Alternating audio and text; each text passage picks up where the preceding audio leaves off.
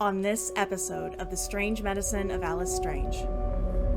I need to know that there is phenomena occurring of a paranormal order, because if there is not, then that doesn't mean I won't help them, but then that means that we might possibly be looking more into a situation of mental health crisis, which still requires healing, but it requires a different touch. Then we reach, and this is where a lot of people don't like to hear this, once we eject an entity from the body, then we get into what's called maintenance. And that is kicking it back to stage one. Your home is still haunted, but that's a good thing because the body is no longer haunted. But what was the most endearing part of this all was on her bed, and she lives alone, on her bed, it was not there before. And that morning, on Mother's Day, was a red rose. It had manifested and was on the bed next to her when she woke up. And when she told me this, I got chilled.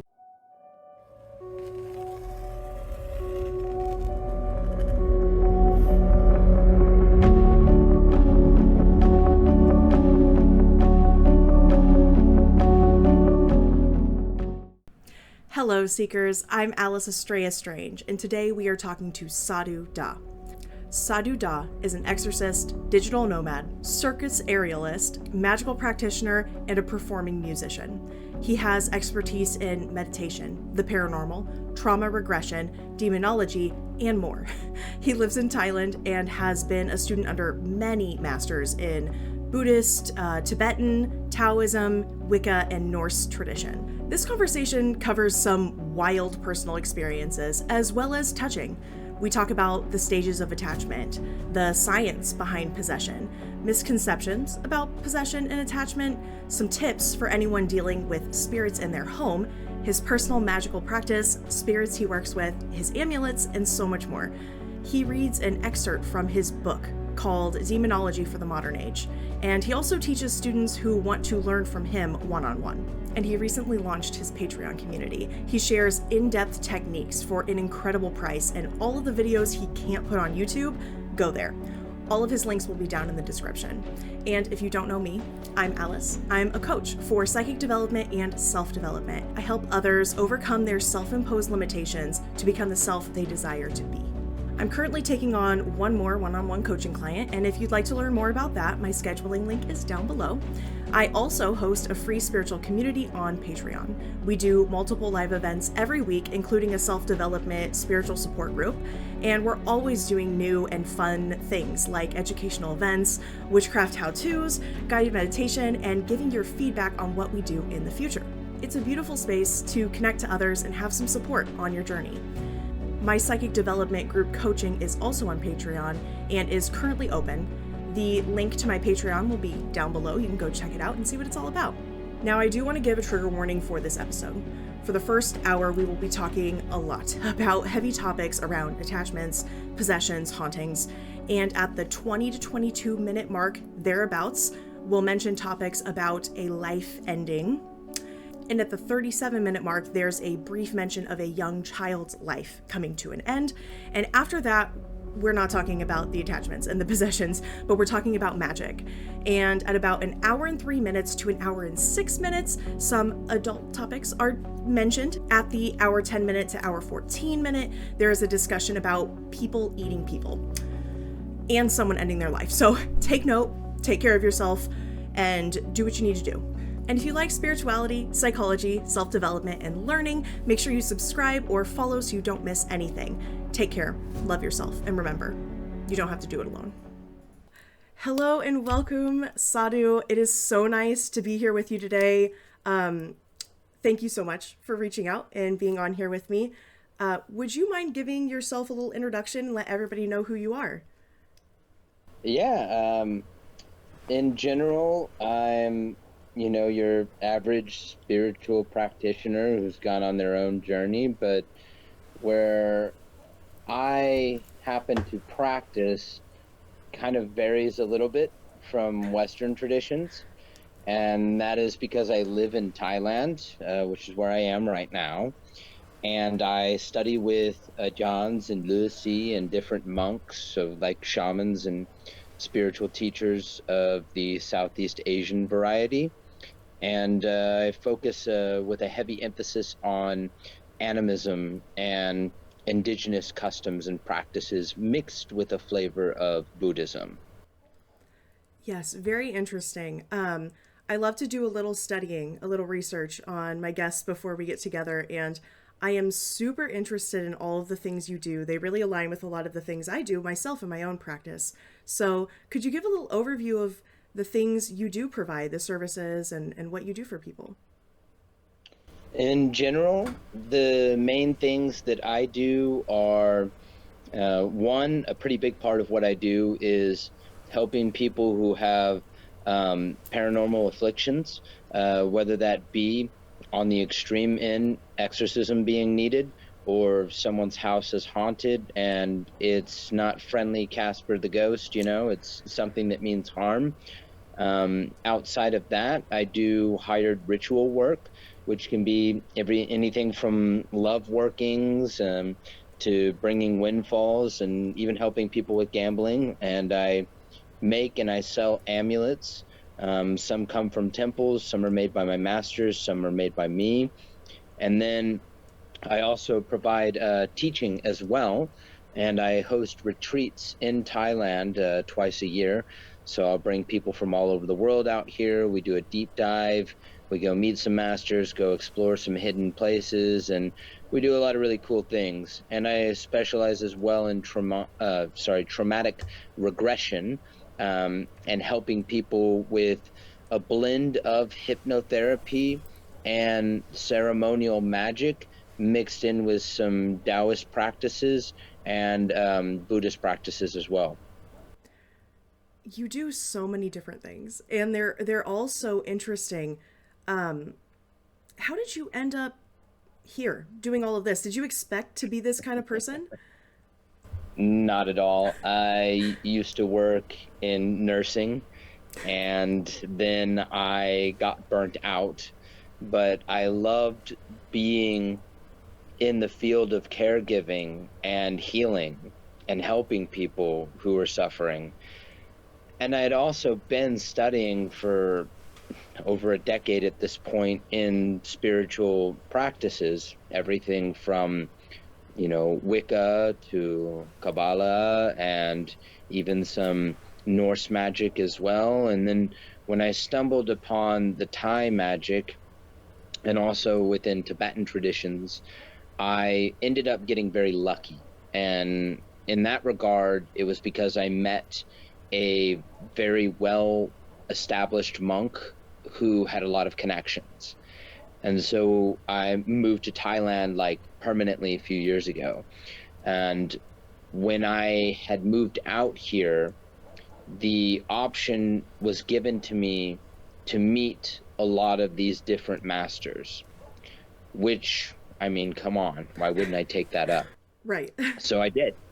I spent time in rural areas of Thailand, um, where there were no women to chase, there was no party to be had. It was just strict discipline, study, learning kata, mantra, following the steps involved in rituals and ceremony, um, getting myself into some dangerous situations as well. I learned how to do a ceremonial sword fight for banishing an exorcism of malevolent spirits, which required me to actually practice with Bangla warriors and Ang Tong with real swords. And I did get my fingers cut up a bit. That could have gone very sideways. Um, and they didn't go easy on me because I was the new kid on the block. So that was quite an adventure. I also got hazed, and I had to milk a venomous cobra with my bare hands.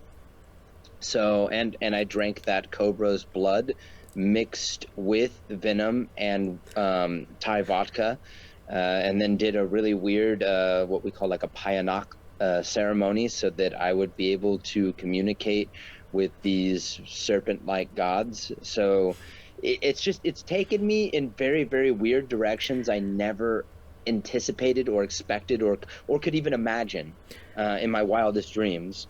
And I've just been along for the ride. And somewhere along the way, I've had people contact me and say, I want to learn what you do. I'm curious about what you practice. And then it kind of dawned on me at one point. It was like, oh wow, I've kind of like built something here. It's funny how sometimes we just end up plopped in a situation, spirit just puts us right there, and it is kind of a wake up call. And those are all like just wild experiences. And you shared just a handful, and I can only imagine how many other things there are that you've experienced. That sounds incredible. And you mentioned that helping people, like really being in service to others, is something you're really called to do. With all the different educational background type things, do you have a connecting thread between all of those? Is there something that holds those together? Absolutely. I am belonging to the school of thought where you need to have a scholarly approach in all things. So, for example, I carry a heavy dose of Western and Eastern in everything I do. If somebody comes to me and they say their house is haunted, or they say that there's a demon attacking their family, rather than just jump into action right away, and it may sound a little bit jaded, but I have my methods and they are quite sound in the way that I operate. And I need someone to prove to me their story.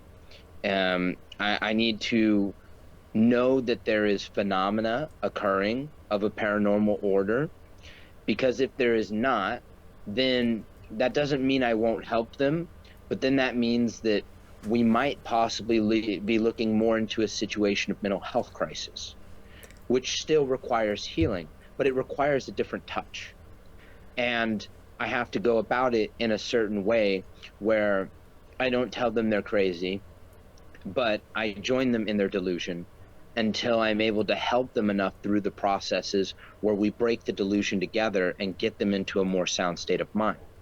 That's much different than when I go charging in, where there is an invisible, quasi-physical, malevolent entity that is raining terror down upon a poor family.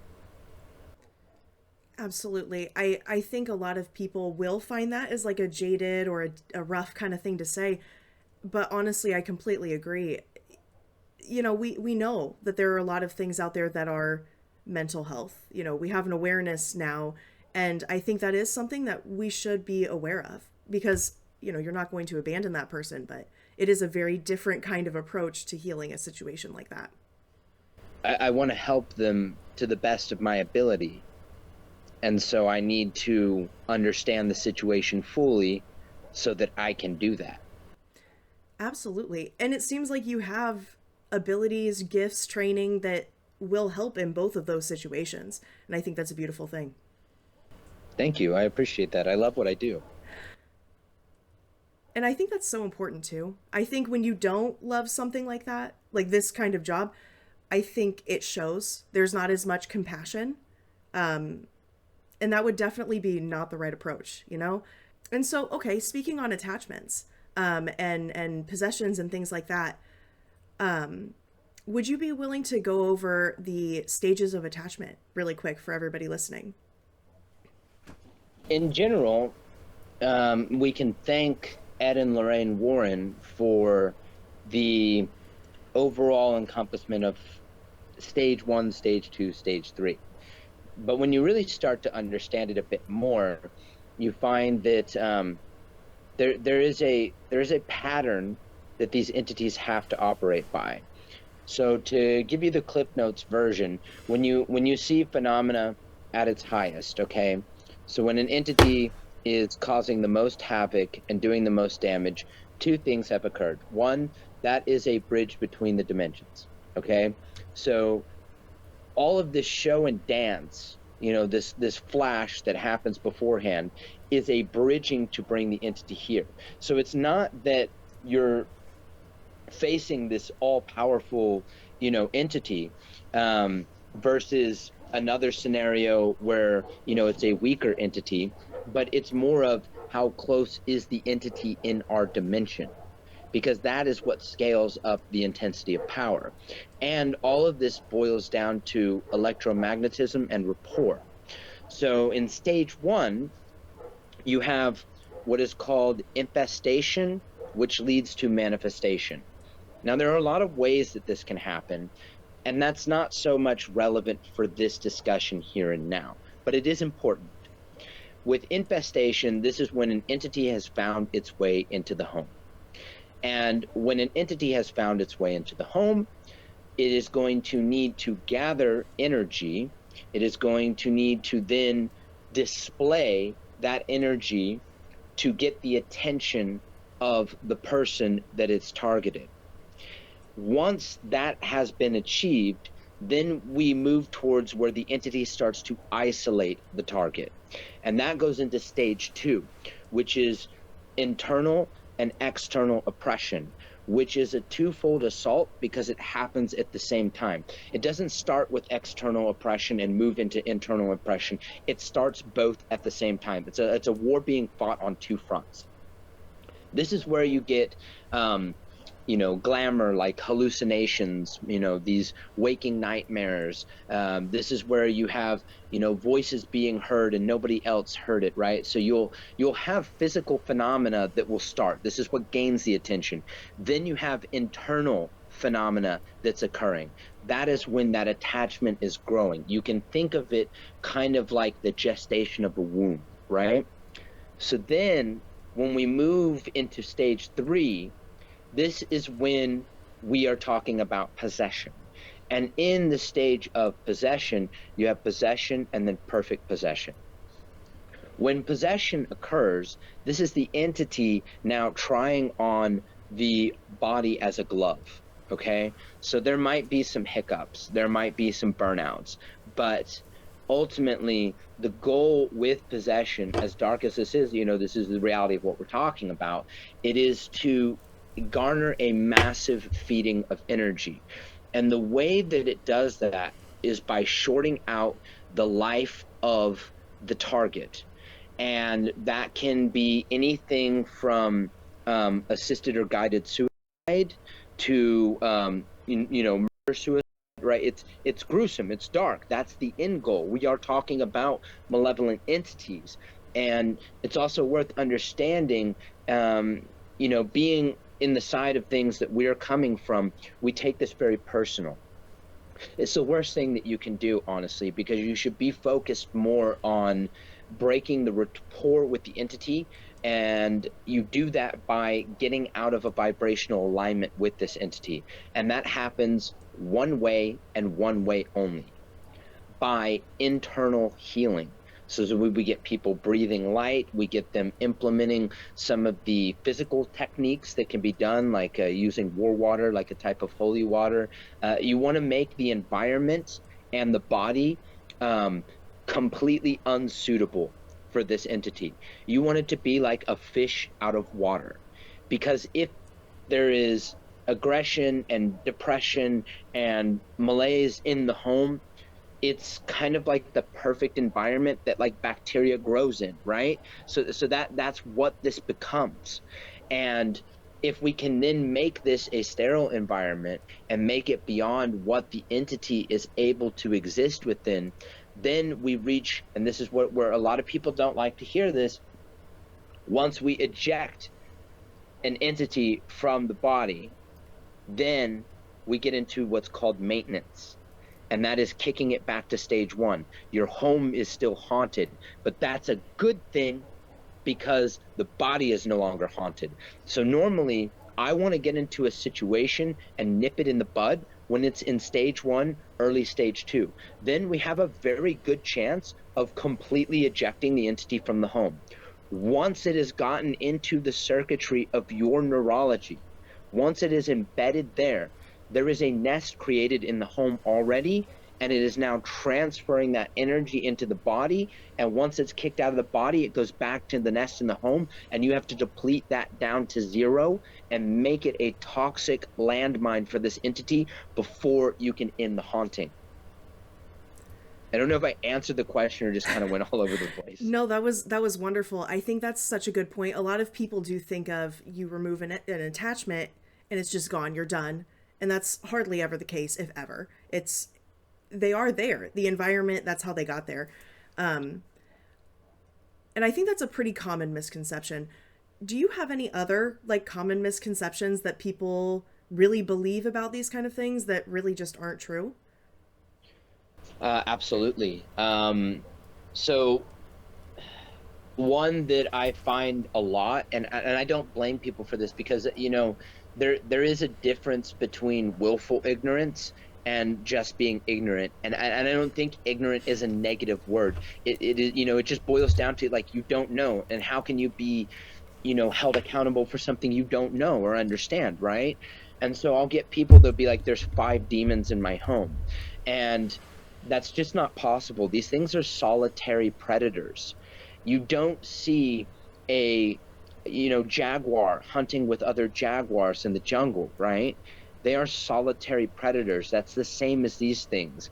While they may be malevolent in nature, you have to honestly view them more akin to a tiger than to like a murderous psychopath, because that's what they are. They're predators.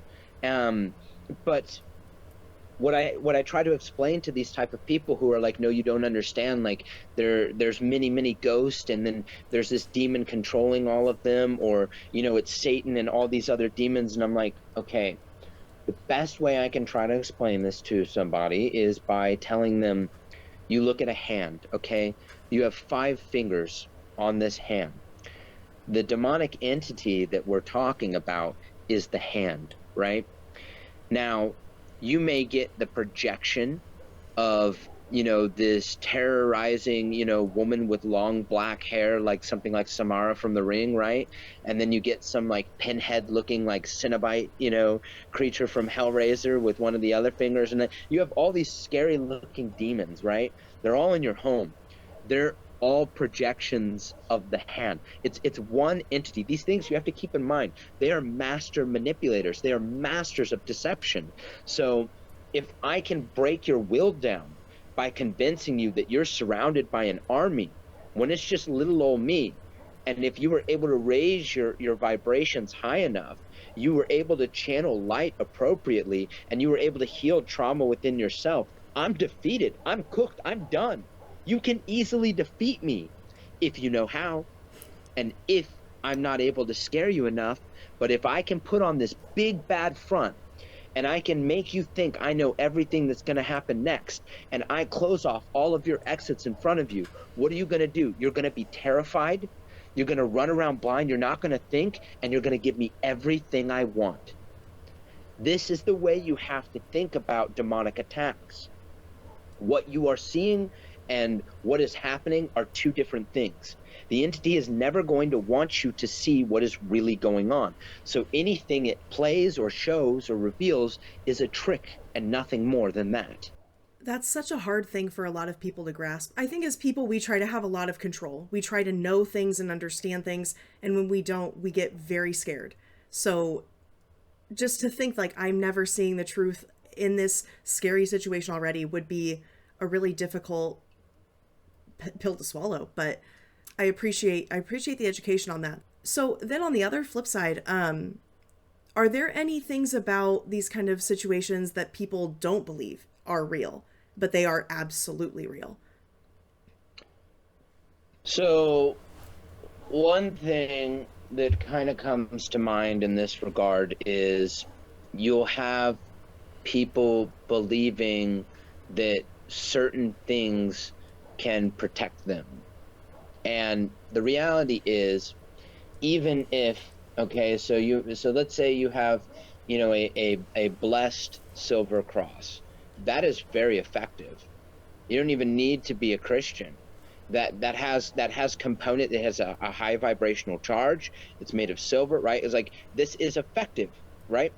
So not only that, but even reading like holy passages from the Quran, or having like blessed Thai amulets, like whatever tradition you want to come from, all of these things that will normally keep you safe and protect you are not going to work when the enemy is already behind the lines. And that's a really tough pill for a lot of people to swallow, is knowing that, screaming out in terror, like, protect me, Jesus, or, trying to do the lesser banishing, the pentagram. And, your state is not in alignment. You're coming from the wrong energy place, right? So how can it work? And the items or these holy objects that you're trying to implement, that's your first line of defense. It's already behind it. So now we have to move into different tactics. We have to do different things. It does not mean that they're worthless. It does not mean that they don't hold value, but you need to understand, when you're already in that situation, that it's already failed you in some degree, some regards. And a lot of people have a really, really hard time with that alone. And I understand it, because then you get into that whole concept of, oh, wow, what can I do? Right? And people don't want to ever be in that position where they say in panic, well, what can I do then? Because that's all they know, right? Absolutely. And that is a difficult reality, but we kind of do see that even like in realistic things. You hear stories plenty of times, people, yeah, it's a little too late. So I would be really interested to hear about one of your experiences, just one of your experiences that were just kind of unbelievable. In what regard? Like in a paranormal, like caseworking? Because I've seen a lot of paranormal activity in many different regards, not just in casework. Well, let's go with something that is unexpected outside of casework. Okay. So this one is quite interesting, because to disprove it requires quite a bit. Um, so there's a mask we call poke, is Porgae, also known as Lucy Naro. And this is like a hermit sage type of god in the Thai animism traditions, and also referred to as Ruisi. So you'll see him in a lot of temples, and mostly like in the forest shamans' home temples as well. And this mask is hollow on the inside. You take the mask and you do specific blessings with kata to put it on a person's head, or like you'll wear it in some like possession ceremonies, which is like a willful possession with the deity. It's different than a hostile takeover. So just to give you like a concept and understanding of poke. Now, I've been to several different ceremonies. Poke loves cigarettes. He loves tobacco. So they'll light a cigarette and they'll put it in Poke's mouth, and the mask will smoke the cigarette. There is no air pump. There's not. There's no. It's a hollow mask. It's just not feasible that this could happen. The most reasonable explanation is Poke smoking a cigarette. And I've seen it, freshly lit cigarette, burn down within less than 10 seconds, like smoke all the way down. And I've also had other experiences when I've been in ceremony, like we did one with the cobra. So monoclid cobra is more deadly than the king cobra. And in Thailand, depending on where you are, you might have access to the antivenom.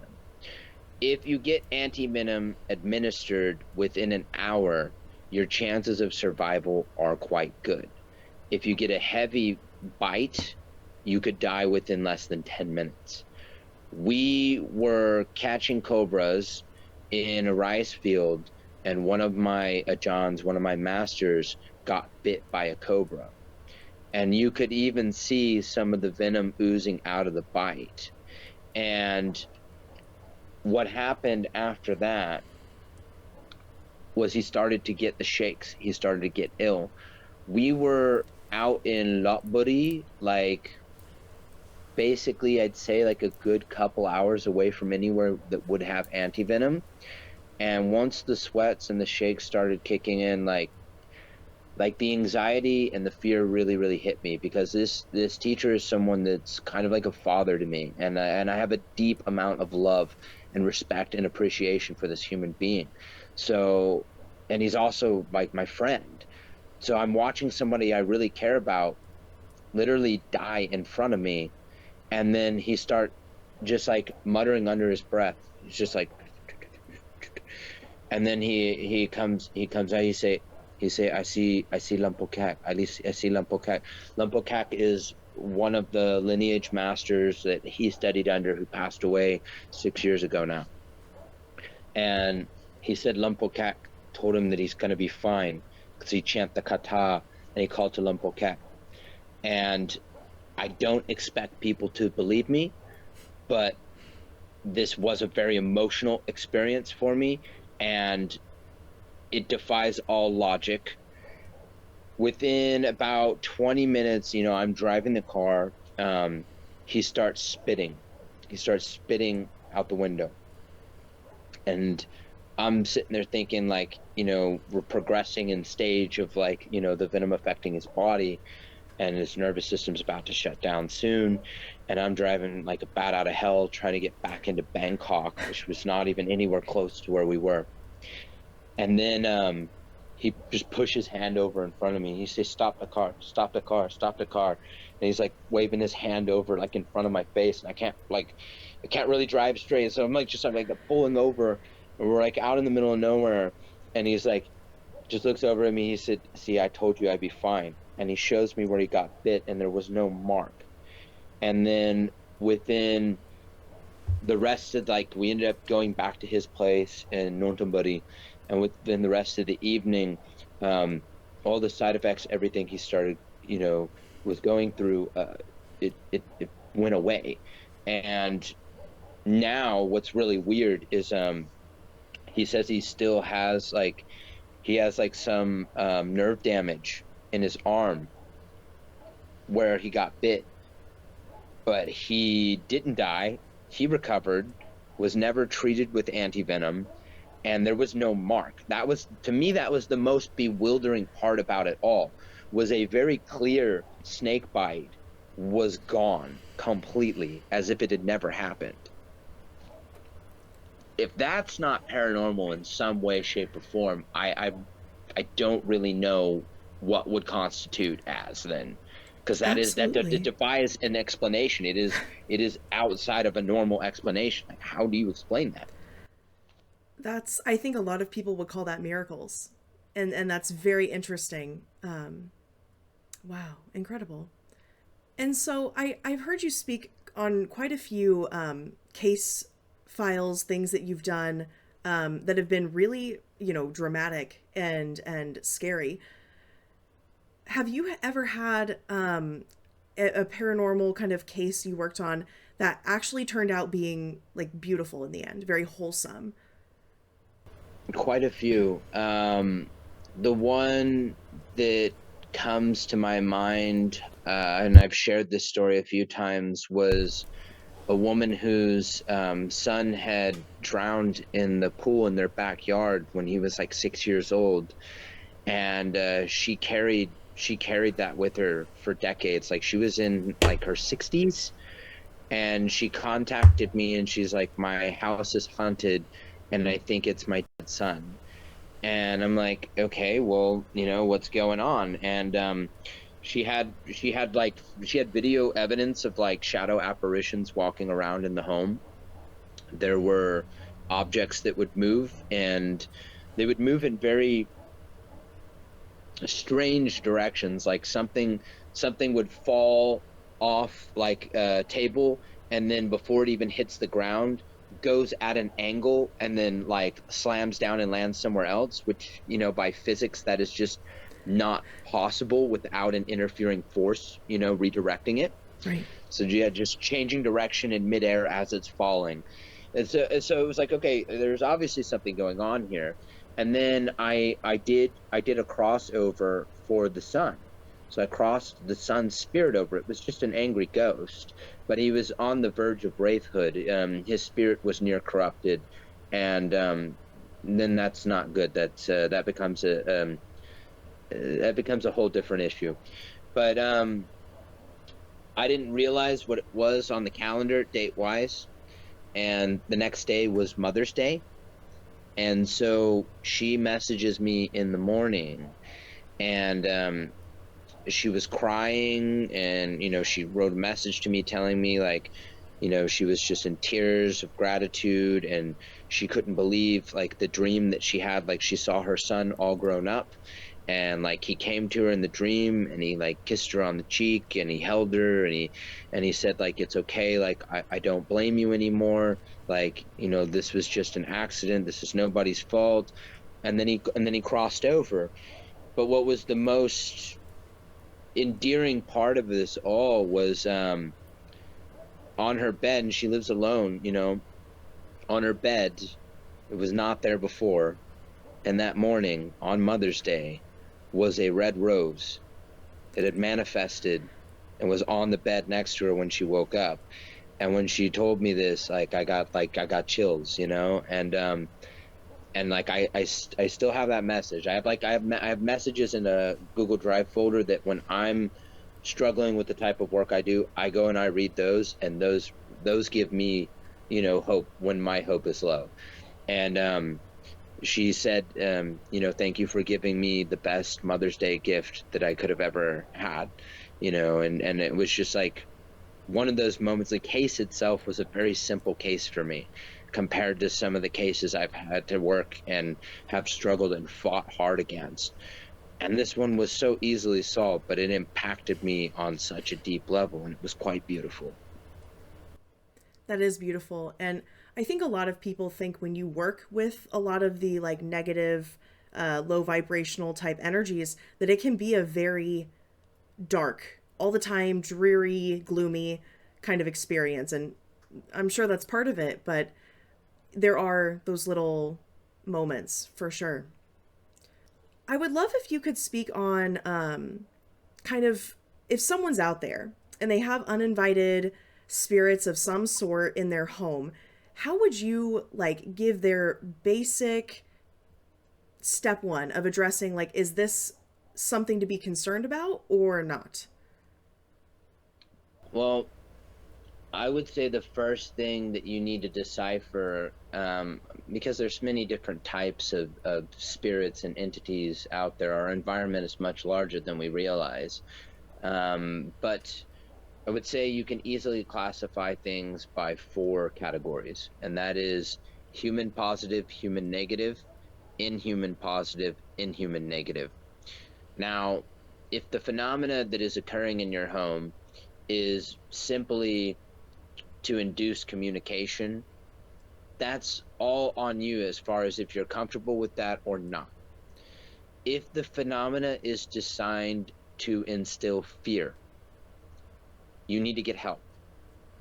If you think that saging and, playing prayers and all this stuff is going to work for you, I encourage you to try what you think is going to help in your own situation.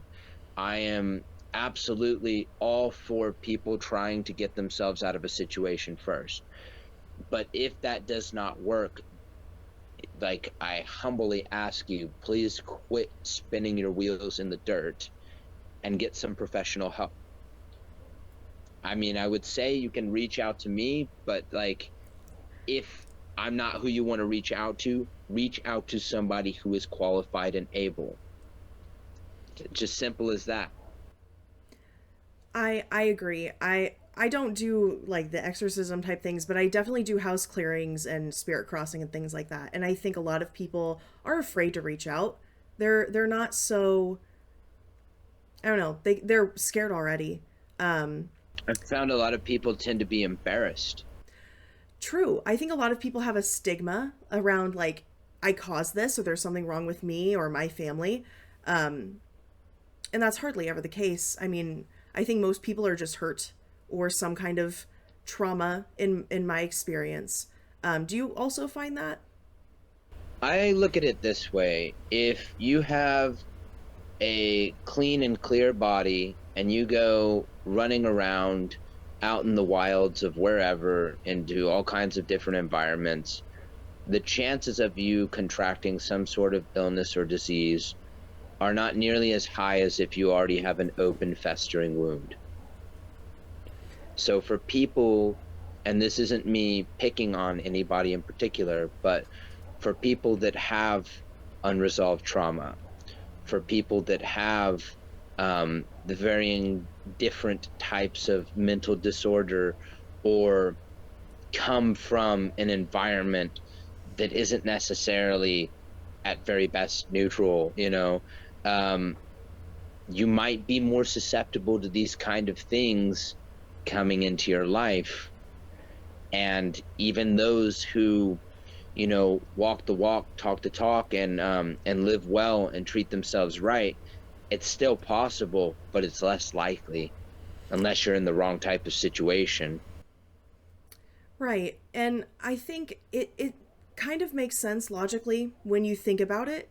As manipulative type energies, someone who already has a distance from people, they have trauma, they have, some kind of issue in their life, and they put distance. Isolation is a really very common thing, and all of that. It just logically, I think, makes a lot of sense that someone who already has chaos internally would be an easier target, a lot easier Well, to. I mean, think about it this way. When we look at nature, okay, you have these apex predators like, tigers and lions and whatnot, okay? Now, do they go for the strongest in the herd? No. Even though they have the capability to take down, the herd leader, right? They always go for the stragglers or the babies, or, like, the weak, the injured, the sick.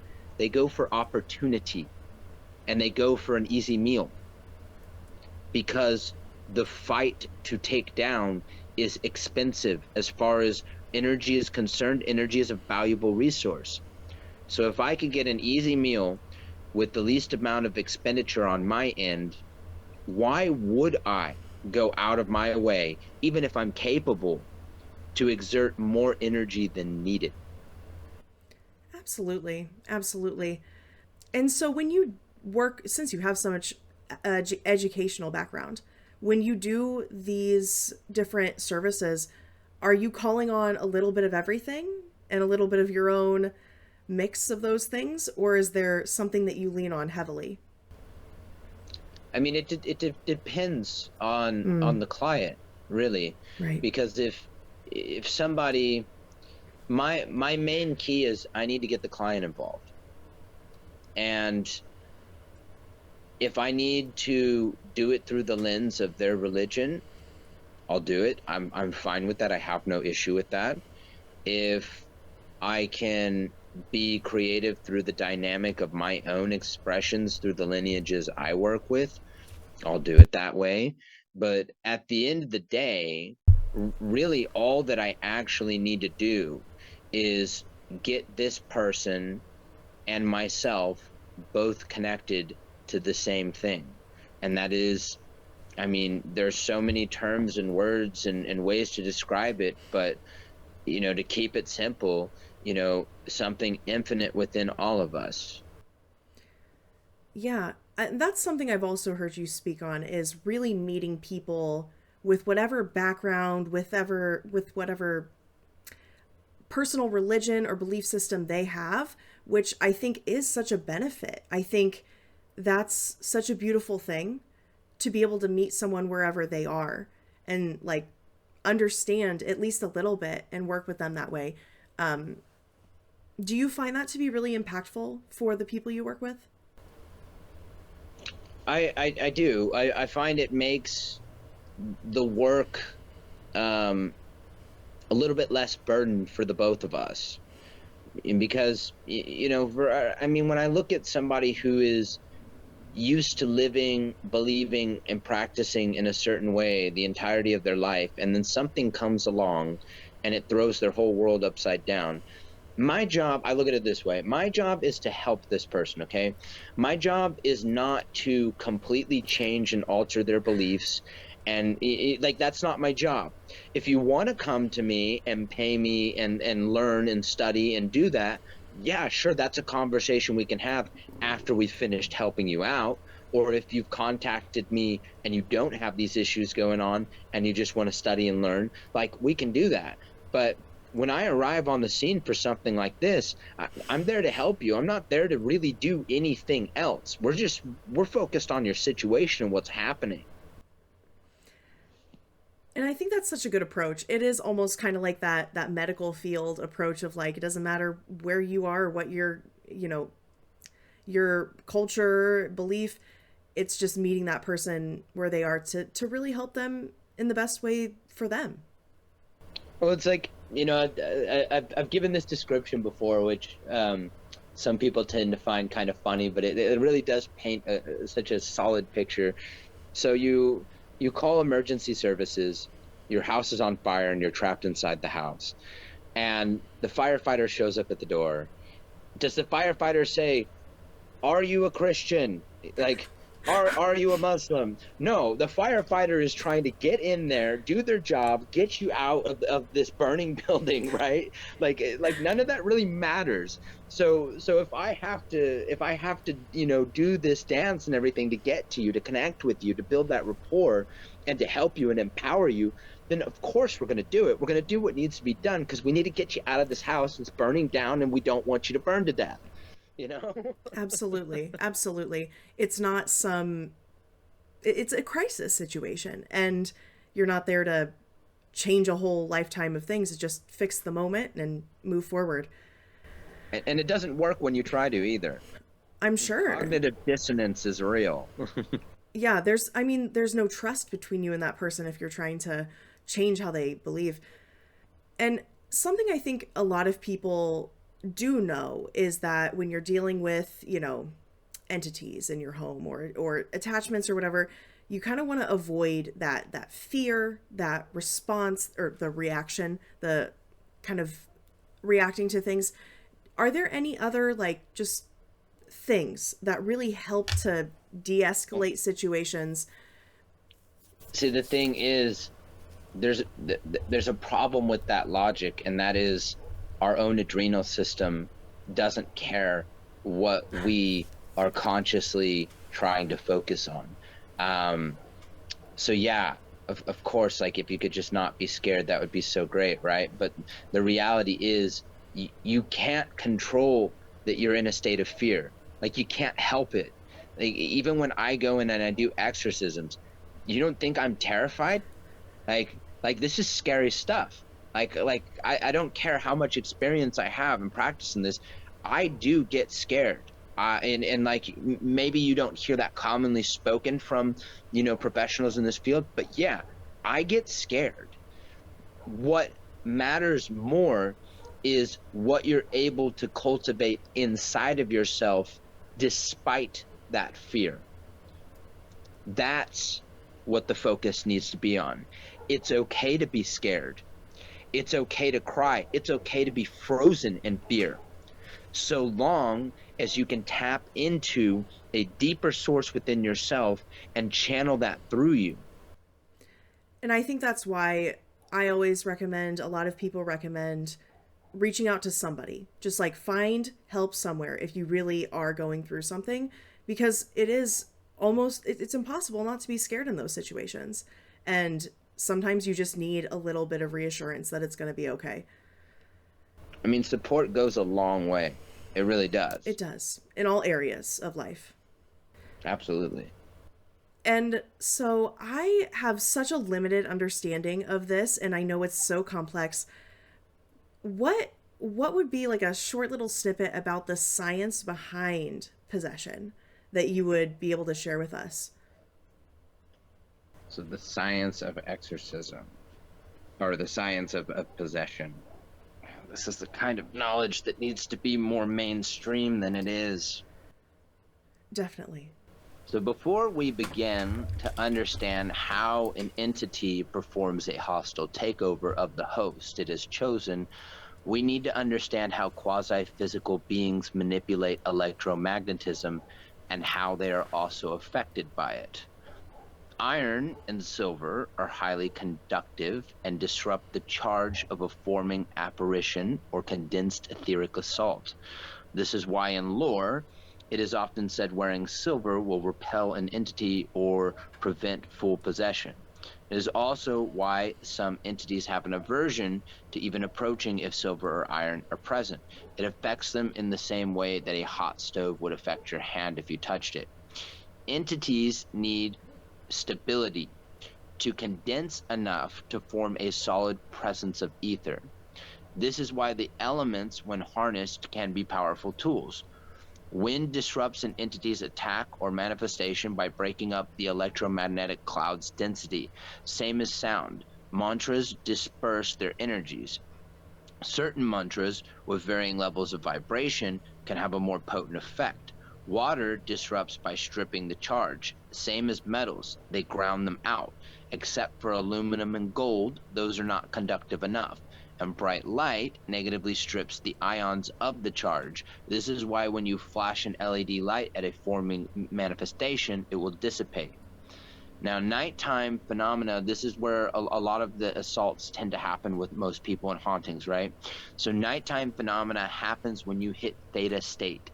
This is why we often hear the stories of people being attacked, hearing and seeing things, or feeling a presence as they're trying to go to sleep. What happens to the brain during theta state, though? It is a state where tasks become so automatic that you can mentally disengage from them, such as reading, driving, or any task that has consistent repetition. Think of the times in your life when we were doing something and then just started to daydream.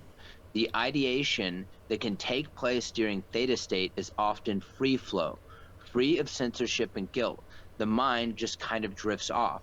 Theta brainwaves are typically of even greater amplitude and lower frequency than alpha brainwaves, which occur during disengaged rest after some form of a beta wave concentrated state. Well, why is that important, right?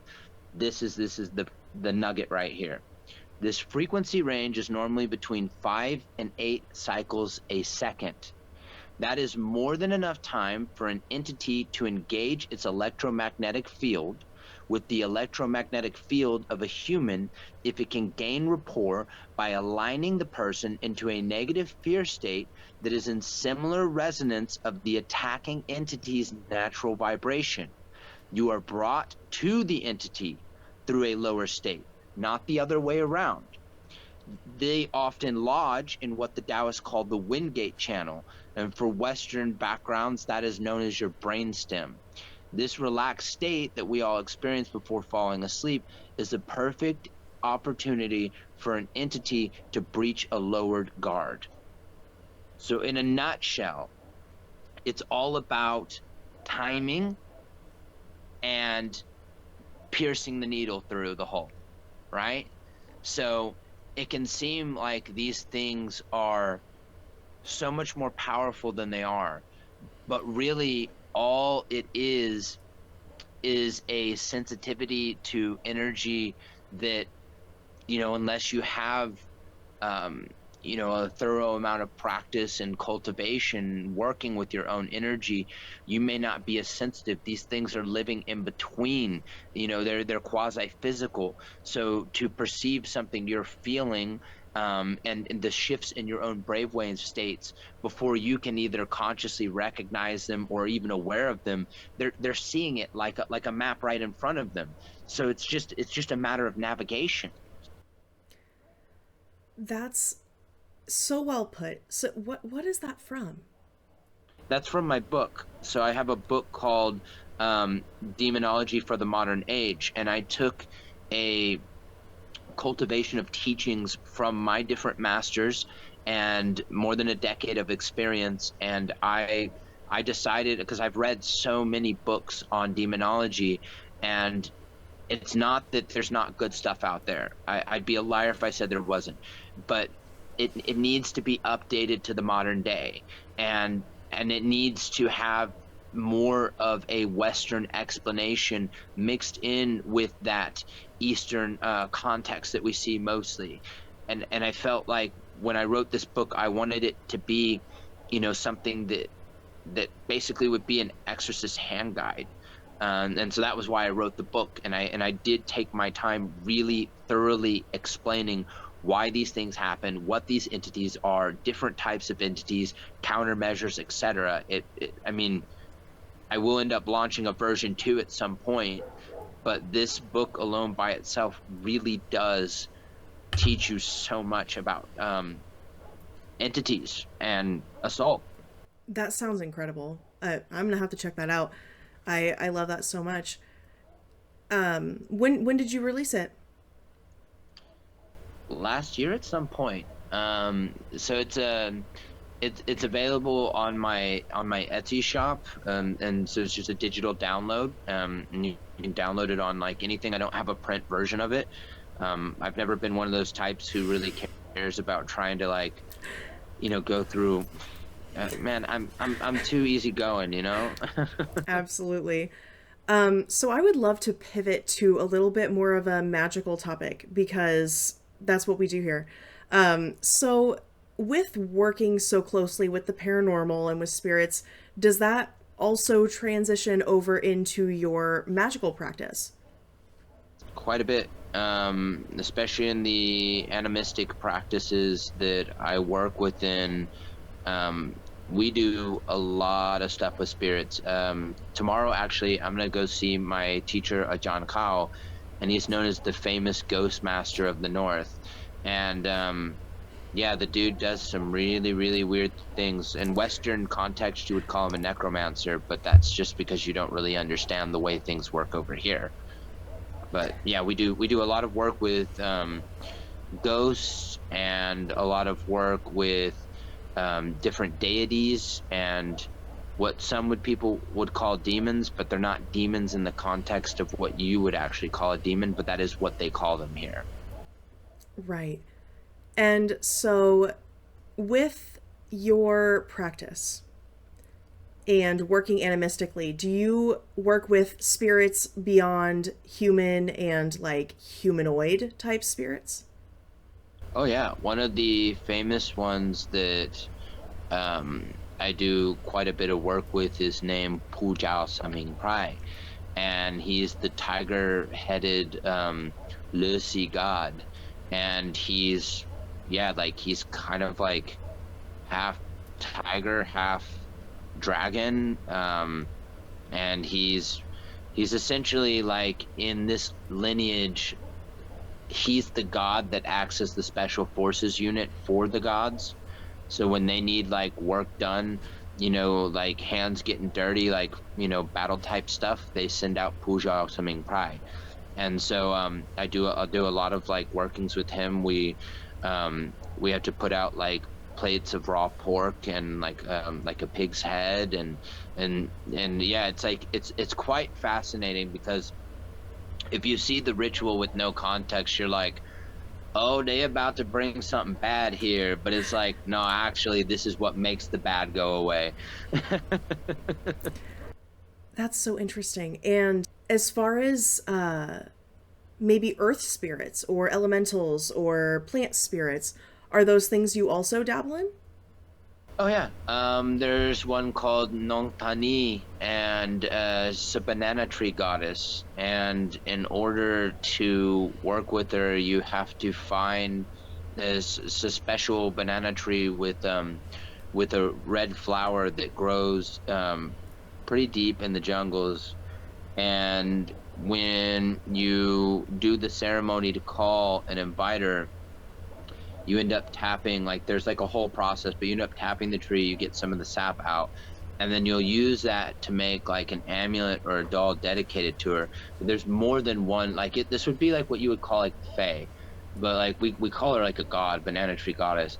But there's more than one, like there's many Nangtanis. So and when you harvest one, it starts off as a baby, and you have to grow it, and you have to strengthen it and teach it, and it becomes more and more powerful the more you work with it.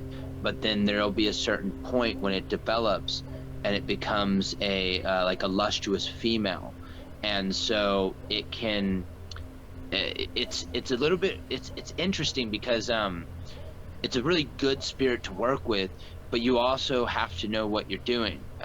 So when she develops to the maturity stage, she will try to lure men in their dreams for their manly emissions. You know, sure you can figure out what I mean by that. And if it's given, then it can drain your life.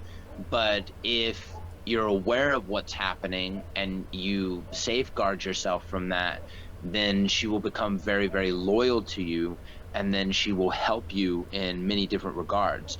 So it's kind of one of those, like, it's an advanced type of spirit to work with because things can go wrong with her.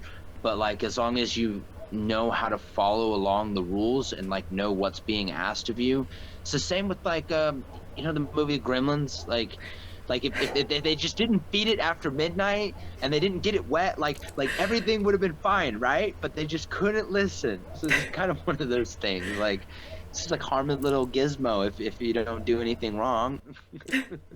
I love that perspective. That's so interesting. And so I've glanced over your website. You have a lot of like talismans and things that are in your pictures and talked about here and there. And I would love for you to, oh goodness, that's gorgeous. This one has a scorpion in it. Oh, I love stuff like that. Goodness.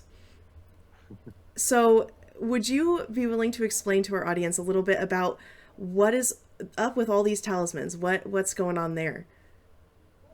So the amulets are made for various different reasons. So some are for like what we call like, there's the different classifications of magic. So you have like sanye like magic, which is like charming magic, and then you have different subgenres in there like kunpen, and you have like mahasanye meta or meta magic, etc., etc. There's like Salika, blah blah blah. You have all these different classifications.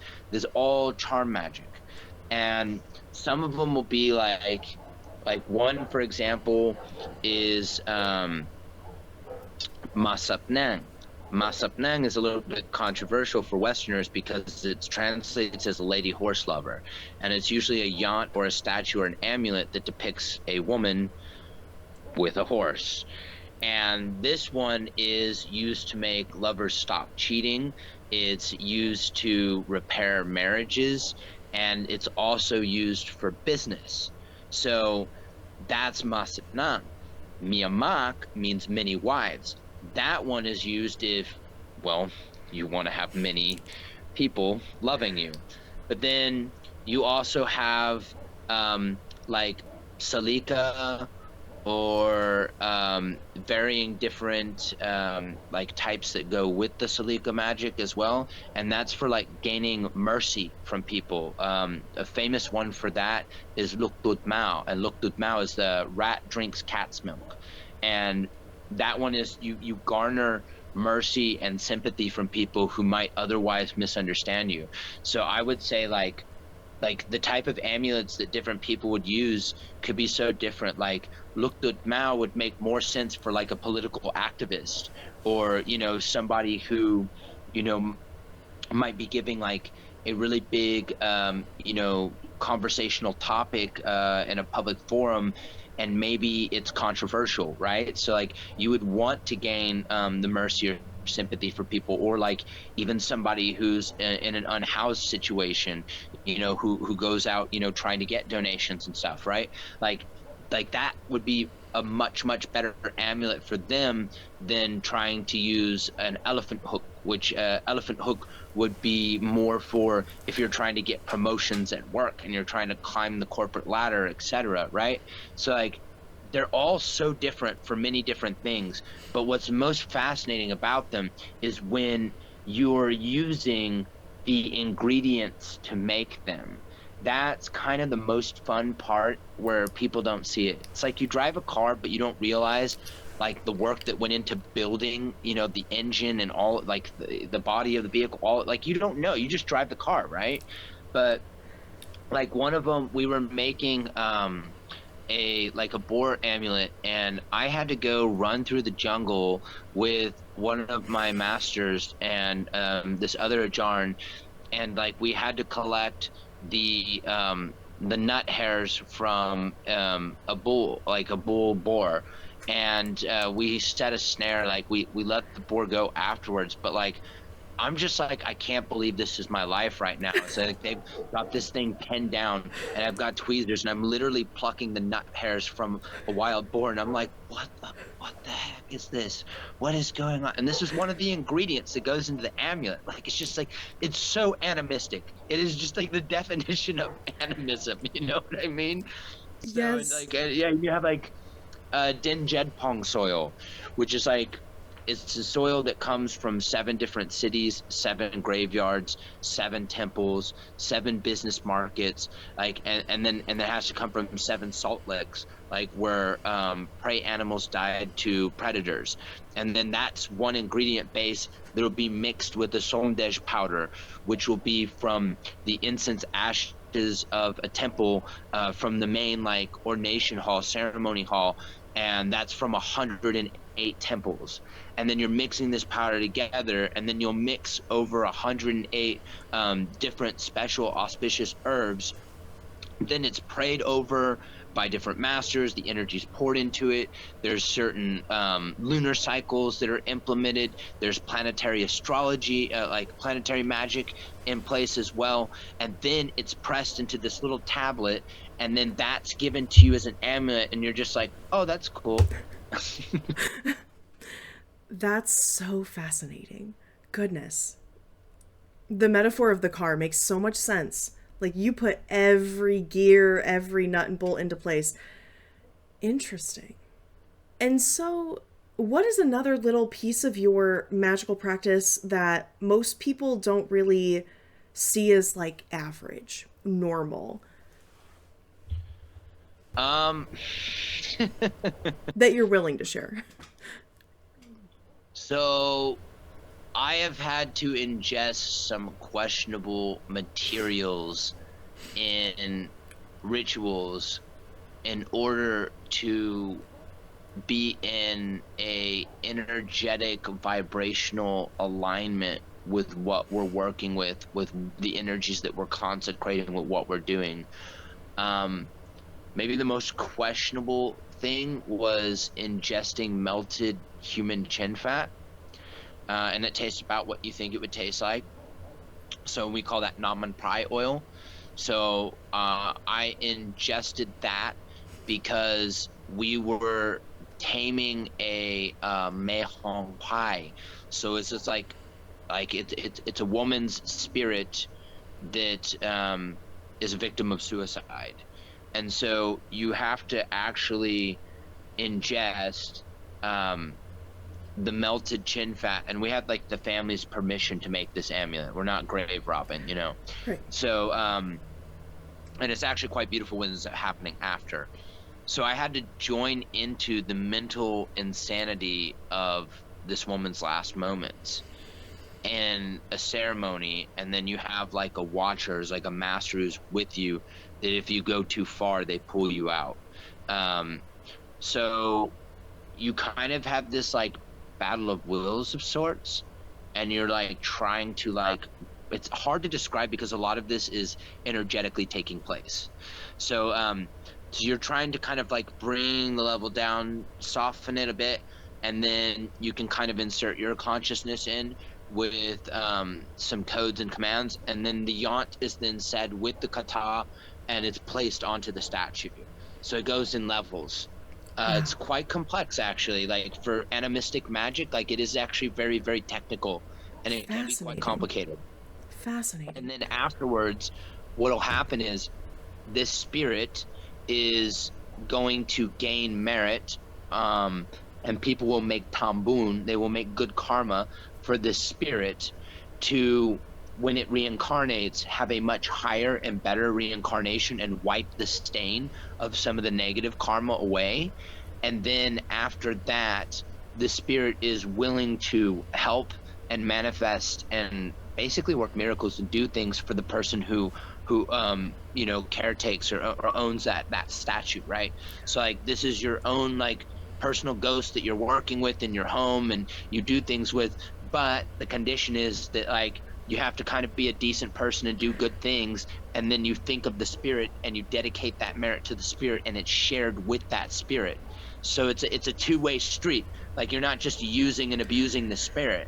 And that's what some people may have an improper understanding of, is when we do work with ghosts and we give ghost commands and like, we do these kind of things. Like it's not like we've enslaved and binded ghosts to the statues. Like we have actual contracts. There are specific things that are done. This is actually more ethical than I think a lot of ceremonial magic that works with spirits is. I totally know what you mean. Contracts, reciprocal energy, that's something I do a lot in my practice, and a lot of people misunderstand that. And honestly, we could talk on this all day, but we will wrap up. And to just kind of give us our last question, I would love to know what legacy you would like to leave behind in this world.